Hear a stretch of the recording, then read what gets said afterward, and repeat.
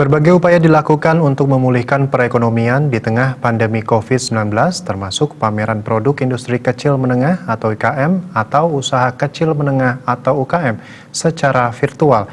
Meski penjualan tidak sebesar pameran yang digelar secara offline seperti sebelum pandemi, pelaksanaan pameran yang lebih memanfaatkan sistem dalam jaringan ini mampu mempertahankan branding produk IKM atau UKM.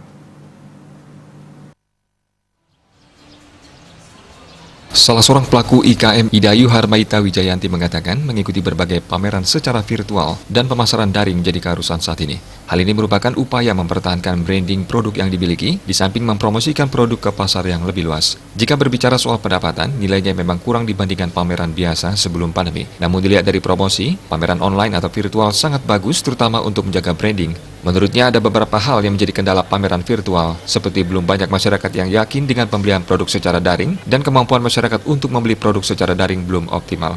Namun di tengah pandemi COVID-19 ini, pihaknya harus tetap beralih ke daring. Ia mengaku saat ini lebih gencar melakukan promosi melalui media sosial, marketplace, termasuk mengikuti pameran virtual yang diselenggarakan oleh pemerintah ataupun instansi lainnya.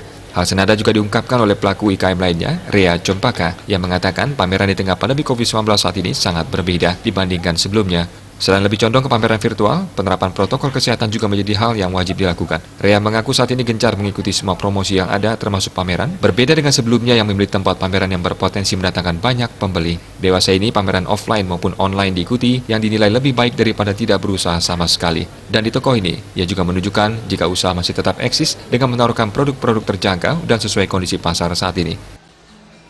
Widya Stuti, Bisnis Bali melaporkan.